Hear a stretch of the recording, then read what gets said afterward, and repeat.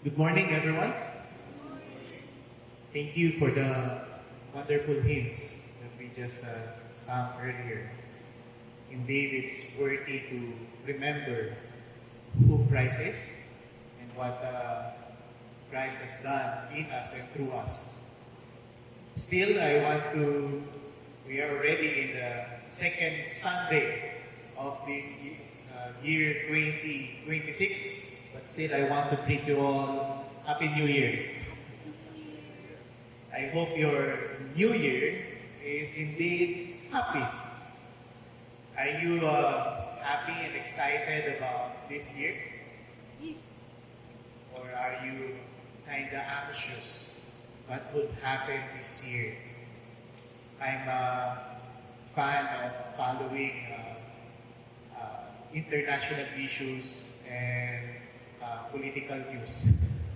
I'm not a political analyst or a historian, but when you watch news online and also with our local news, they always say that this time is full of uncertainty. We just saw in South America how a president was suddenly removed by another country. Parang very surprising. This doesn't happen in our time. There are maybe in the past, in hundreds of years before us, there are these incidents, but wow, it still happens. And then last year, I do believe is one of a memorable year for all of us. There are so many national concerns, scandals, issues, news that we went through. But 2025 is surely a memorable one to me. Not only with the many floods that we survived last year. Last year, I was promoted from being a husband to also being a father. So for the last 6 months, I was able to discover what fatherhood means. Sayang, I was not able to bring our baby and my wife today. But next month, I'll try my best to bring him because he didn't wake up early this time. So I was not able to bring him with me. But praise God for year 2025. I also thank the Lord for the opportunity to minister here at CQC. I was able to preach here several times last year. And also last night, I was actually browsing the sermon messages of CQC on YouTube. I was talking with Sister Susan earlier. Oh, you got heavyweight preachers here. Not only from Chinoy churches, but also from Filipino pastors ministering to several churches. And I felt like, wow, it's a privilege to be preaching with you. And I hope that this morning we'll be reading a passage from Ecclesiastes, chapter 3, verses 9 to 14. Most probably, this is a very familiar passage to all of you because of the verses before it, which is, if you will remember, it's about the time of everything in life. That all the things that happens in our life, there is always this God's determining the time and season for all things under the sun. And towards this mini conclusion of that series of verses in chapter 3, the writer of Ecclesiastes says, let me read to you chapter 3, verse 9 to 14. What do workers gain from their toil? I have seen the burden God has laid on the human race. He has made everything beautiful in its time. He has also set eternity in the human heart. Yet, no one can fathom what God has done from beginning to end. I know that there is nothing better for people that to be happy and to do good while they live, that each of them may eat and drink and find satisfaction in all their toil. This is the gift of God. I know that everything God does will endure forever. Nothing can be added to it and nothing taken from it. God does it so that people will fear Him. God does it so that people will fear Him. You know, in business, in making decisions for our families, in every relationship, timing matters. Would you agree? Right timing matters. Especially in business. When are you going to open up your business? When are you going to start filling up your stocks? When are you gonna start selling your stocks? Timing is important, right? Timing is important. Circumstances around our businesses is also important. Seasons are important in doing business. Of course, if it is winter time, you will not sell sandos. And also, if it's summertime, you will not stock up and sell jackets. But only here in Philippines, hoodies are always in stores. No? You can find hoodies even during summertime. But timing is very important in every decision, in business, in family, in relationships. So if timing is important in human plans, observing the season is important in human plans, how much more is God's eternal plan? How much more timing is important in God's eternal plan? In this passage, in Ecclesiastes, chapter 3, verse 9 to 14, the writer reminds us that in all things, God's time and purpose are still the best. There are different times and seasons in this life. A time to be happy, a time to be sad, a time of gathering, a time to scatter, like Ecclesiastes told us. But in all these things, God's time and purpose are still the best. In verse 11, he says, He has made all things beautiful in its time. He appointed all things to be the best for us.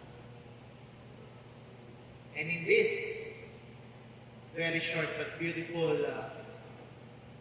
verses, it reminds us that He is the one who determines what is best and beautiful for us. How can we see what is best and beautiful for us? First is that this passage teaches us the importance of knowing and asking, what is the big purpose of all of this? What do workers gain from their toil? What do you gain from working hard? What do you gain from doing your best? What do you gain for giving or doing what is good and pleasing to God? What did you gain last year, 2025, in worshiping the Lord, in giving to the Lord, in having this burden to serving the Lord? What did you gain? You know, to discover the purpose and plans of God, there is this one key ingredient. I don't know if you're familiar with this, but to discover the purpose and plan of God for us and the wonder of life, and the inner workings of God in our lives, we should have this sense of wonder. That sense of wonder. You know, there is this one thing that we have one infant and two children's here. If you notice, when you have a baby or a child, when you show them a candy or a cookie, what happens to their faces? Oh, it's a big cookie. Oh, there is sense of wonder. When you bring them to Toy Kingdom and see all these colorful toys, what happened to their faces? Wow, a big car. Wow, a big doll. Wow, a stuffed toy. But when we get older, by the way, we don't want to use that term. When we get mature, when we start to work and learn that what adulting means, when you go to Toy Kingdom, you still say, wow, big toy car. Do you still have that amazement of, wow, there's a new stuffed toy? You know, when we get mature or older, there's this seemingly unfortunate event when we lose that sense of wondering. We no longer get excited on small or simple things. Have you realized that? Have you noticed that? Before, when you have a big cookie or a new toy, you are happy. But when we get older and we learn what adulting means, we lost that sense of wonder. Parang everything becomes just natural. Oh, there's a toy. Oh, there's a... Do you still remember that first time when you was able to make your first million? You're in business. Do you still remember that first time you received your first paycheck? And then you saw your taxes.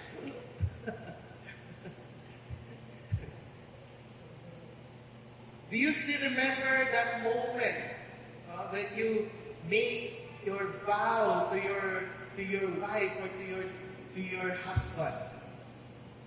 Do you still remember that first boyfriend or that first kiss or that first date that you have made?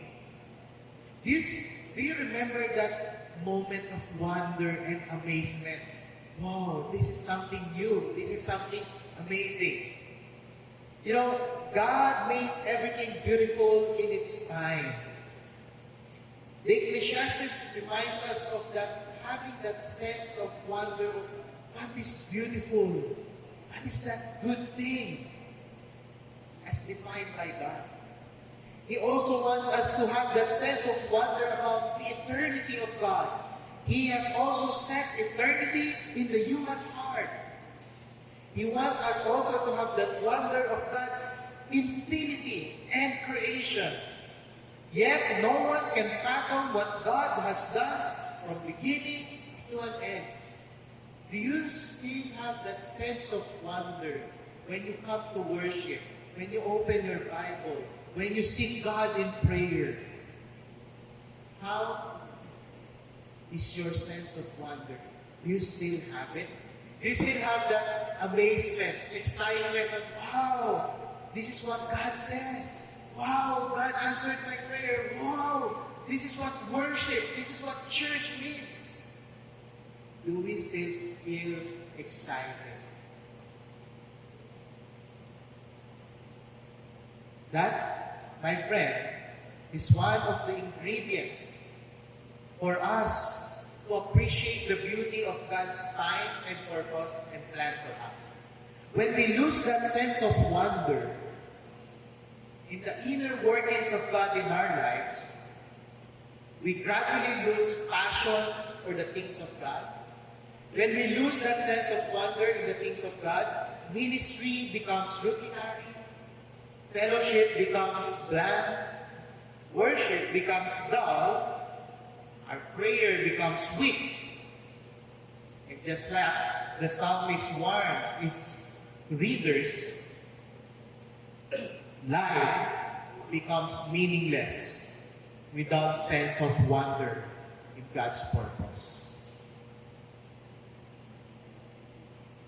That's why when you are working, for example, sometimes I ask my parents. Both my parents are government employees. My father worked at the BIR for more than 20 years now, and going to retire. And sometimes I ask them, do you feel excited going to work? Imagine for 20 years you're reporting to work, you're placing your time card, but now they have their biometrics every day from Monday to Friday. Do you still feel excited going to work? Well, to be honest, my mother told me, sometimes we want to retire. You know, life becomes dull when you lose that sense of wonder. That's why, dear friends, do not let yourselves, especially this year, 2026, if 2025 you felt that no more wonder, no more amazement in the things of God, maybe this year, 2026, let us not let ourselves dry up. Let us be filled with God's Spirit once again. Be filled with His Word. Be filled with wonder and say, Lord, what have you in store for us this year? And I hope we'll be excited once again to discover, Lord, with wonder and faith and also fear of you. I want to discover what you've in store for us this year. So instead of having a heart full of anxiety, let us have a heart full of thanksgiving and hope. I reviewed the sermons, I told earlier, the sermons we have here at CQC to our YouTube. And I saw from the last message of 2025. It's, if I am not mistaken, it's Reverend Yam. It's about Thanksgiving. And then the next Sunday, the first Sunday of the year, it's Reverend Samson with Anlet. And the message about being a church. So now, being a church, may we have to help one another have that sense of wonder once again. One also think, how can we have that sense of wonder? How can we be excited once again? Maybe we have to revisit, this is the second point, we have to revisit the blessings of God in our lives. It says in verse 12, I know that there is nothing better for people than to be happy and to do good while they live, that each of them may eat and drink and find satisfaction in all their toil. God wants us to enjoy our blessings. And it says, this is the gift of God.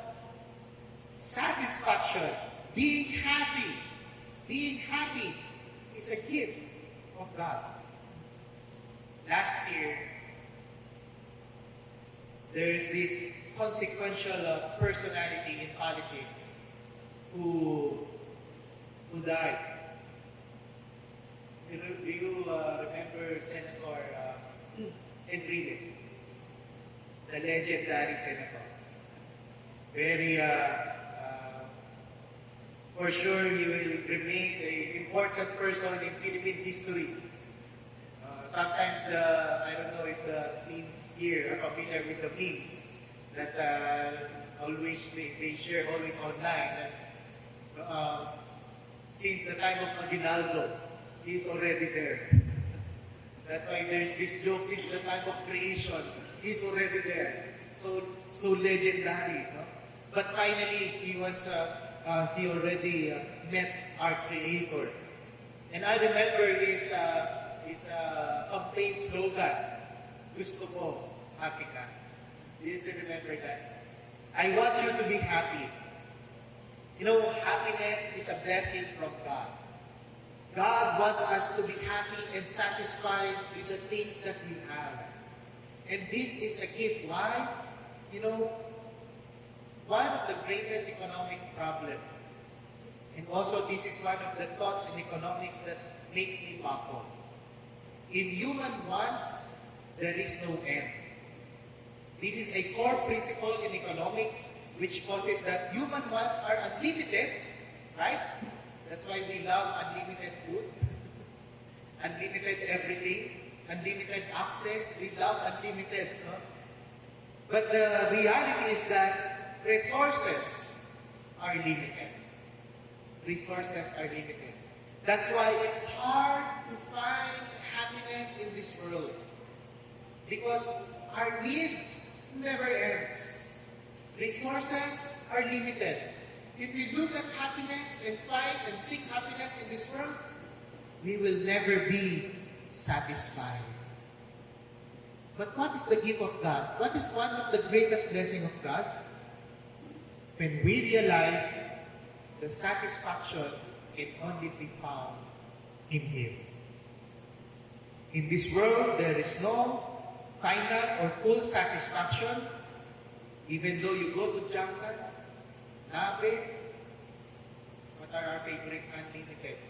Vikings, Liali, near our place. Even you ate all the dumplings in Banawe, tomorrow we will all again be hungry. We will never be satisfied, finally and full. Yes, we will feel full, but after one night, tomorrow, everything you eat, gone. You will again look for another eat-all-you-can place. And then you go to Pasay, try Four Seasons or another restaurant there. But again, you will never be satisfied. Why? You will never be satisfied because full satisfaction and joy and happiness will only be made if we have God feeling it in our hearts. So how can we have that full satisfaction and joy? So that we can fully realize the blessing of God. The Word of God says, instead of seeking unlimited things in this world, which is in reality limited, we seek the glory of God in us. When we learn how to focus on God's glory, we learn that living our lives is not just about having our self-centered needs satisfied. It is about living our lives for His purpose and glory. That is not to please ourselves or others, but to please Him who created us. Dear friends, I'm not against eat all you can or unlimited foods. I would love to have fellowship with you over those kinds of restaurants. But remember that our end goal in this life is not just to eat or drink. Yes, the Word of God says, eat, drink, and be merry. But the chief end of man is not just to eat, but to glorify God whether we eat or drink. And that we may enjoy Him forever. Let me repeat that. For us to behold the blessing of God, remember that the chief end of man is not just to eat or drink, but whether we eat or drink, we give glory to God and that we enjoy Him forever.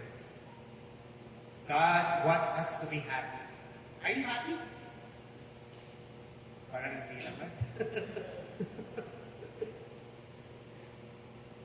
You know, I don't know how is your life going through right now. I'm not that updated what's going through in our families, in our businesses.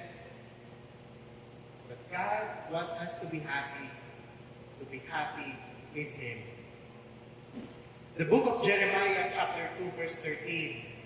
Jeremiah reminded that the people of God committed two sins. He says, "My people have committed two sins. They have forsaken me, the spring of living water, and they have dug their own cisterns, broken cisterns that cannot hold water." The reason why the Israelites were never satisfied is that because they're not seeking God, but they are making their own gods. Let us not repeat that mistake this year and the years to come. Let us not make our own gods, but seek the glory of God, the one true God, and find joy and satisfaction in His blessings. So, how is your wandering now? Are you having that sense of wonder once again? How many blessings do you have?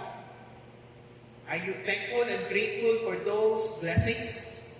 Or are you still asking God, Lord, what is your plan and purpose for us this year?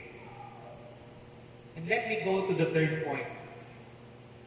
In verse 14, God says, through the Ecclesiastes, "I know that everything God does will endure forever."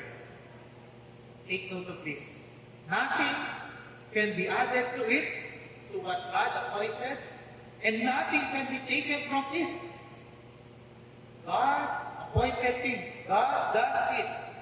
So that, it says there, people will fear Him. People will revere Him. You know, our God is not a killjoy God, a KJ God. Seek me, try to find me, I'm just near. You know, our God is not killjoy na parang He will give you challenges so that you will find Him. You know, God is continually revealing Himself to us. He is revealing Himself through this world that He created, and He is continually revealing Himself to us through His Word. And also, He is continually revealing Himself to us through the incarnated Word, His Son, Jesus Christ.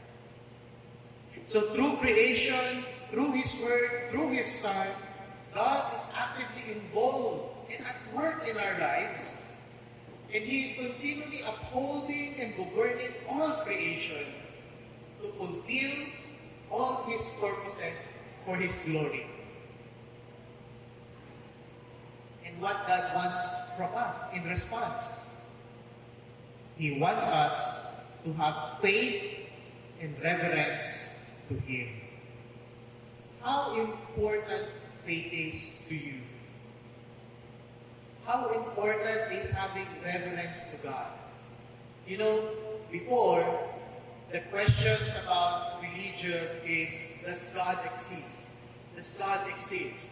That is the question of philosophy before. Nowadays, the question of many millennials and Gen Zs and the coming generation is that, why do we need God? Why do we need God? Have you noticed that? They do not no longer question if God exists or not. The question is, why do we need God? Why do we need God? That's why it's important for us to continually stand firm about our faith. You know, in the Old Testament, if you notice from Genesis to the book of Malachi, if you read through the Old Testament, there is always this theme of God working and then man failing and falling. In the garden, God created the heavens and the earth. He created the garden. He placed man. What happened? Man failed. man rebelled, disobeyed. And then they were kicked out. But God's presence and promise remains. Right? So after that, he called Abraham. Then what happened to Abraham? Through him, a nation was born eventually, which is Israel. But we see the history of Israel, God blessing them, then they are rebelling.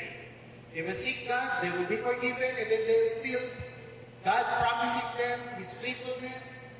And then after that, they will rebel again. And there is this cycle, repeating. God calling them, God blessing them, and then they will rebel, they will seek God, they will be punished, and then they will seek God, they will repent. God will call them again. It's a cycle. And then going to the book of Malachi, if you notice what happened to Malachi is that they lost that sense of wonder in God. They lost that sense of wonder in worshiping the Lord. They started offering second-class offerings. They're no longer giving the best. They're no longer giving to the temple. The Levites, the priests, going hungry. The people offering rejected animals, rejected offerings. And Malachi says, you lost your first love. They lost their heart for God. If you will end reading your Bible in the book of Malachi, you might conclude that what happens to God's plan. It ended up tragedy. Then after Malachi, there is the time of silence. God didn't send prophets to the people of God. They were not able to talk with God. Parang in our time, they got blocked. Or maybe unfriend. But the beauty of God's time is this.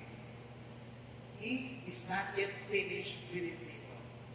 After that tragedy, after that rebelliousness, rejection from God's people, God's own people, after Malachi, Matthew. What is in the book of Matthew? Christ coming in this world. The King coming in His creation. When things are so dull, when things are so dark, God, in His time, sent His Son. We might conclude after reading the Gospel, it's another tragedy. Savior coming, dying on the cross. Tragic event. But what happens? In His death, He made it more beautiful. Messiah dying on the third day, getting resurrected. Wow! That, my friend, is no longer tragedy.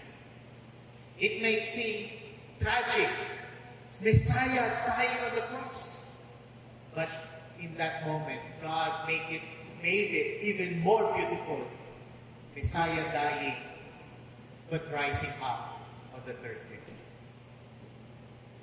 I don't know how your faith going through right now. But God remained faithful and continued to remain faithful to His promises. Just like the book of Ecclesiastes. If God planned and determined it, nothing can be added, nothing can be removed. No one and nothing in this world can thwart God's plan.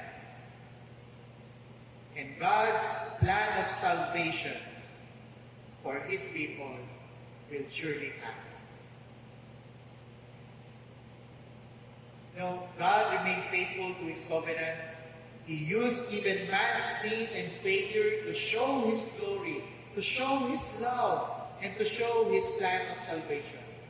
And through Christ, through Jesus, God shows us what man failed to do, Jesus was able to fulfill. So if you feel dry, or despairs about God, about life. If you're thinking you are losing God, if you're thinking you're losing hope and purpose, if becoming meaningless, think again, my friend. God is not yet done in us. Our hope, our assurance, our satisfaction, God is providing in Christ. Do we, with wonder and faith, fully trusting Him? So once again, dear friends, in His time, things He makes beautiful.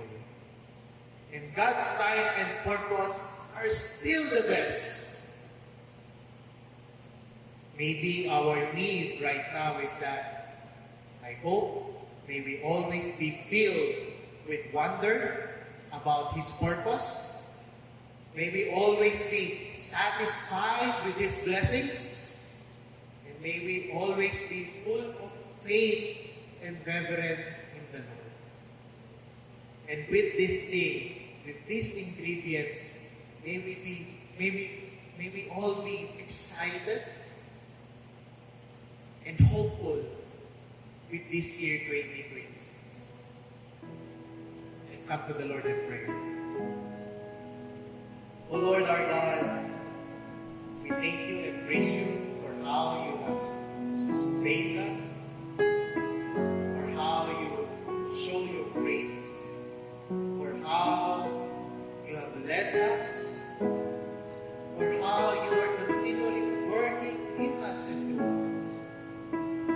us. Sorry, O Lord, if sometimes we lose that wonder, if sometimes, O Lord, we find satisfaction on other things, if sometimes, O Lord, we lack faith and reverence in you.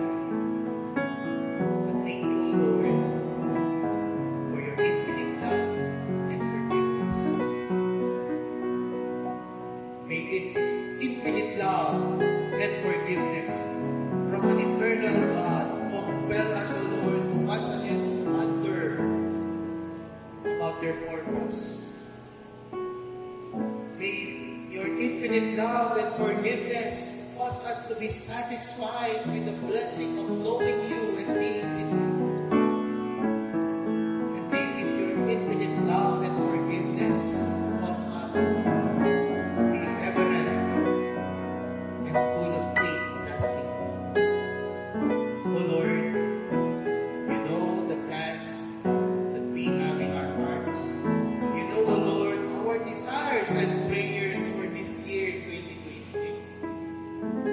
Our lives, O Lord, are in your hands. And in every season and time of this life, may we seek your will and discover your workings in our lives. To you, O Lord, I entrust my brethren here at CQC. May your abiding presence be always with them. Your protection, blessing, your love and grace, your hope, your peace that transcends all understanding will continue to permeate their hearts and their minds. To you, O Lord, we entrust all. In the name of the Father, of the Son, and of the Holy Spirit. All God's people says, Amen. Amen. God bless you.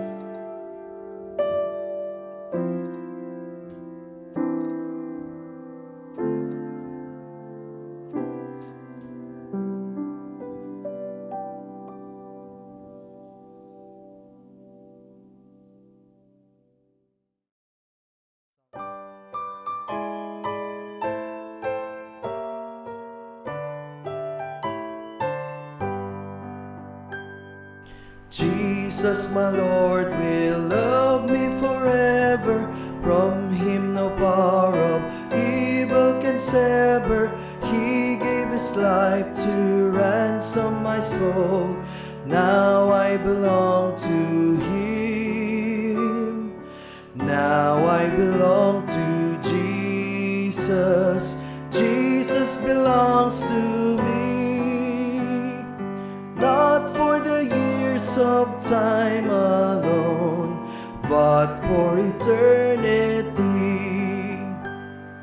Once I was lost in sin's degradation, Jesus came down to bring me salvation, lifted me up from sorrow and shame.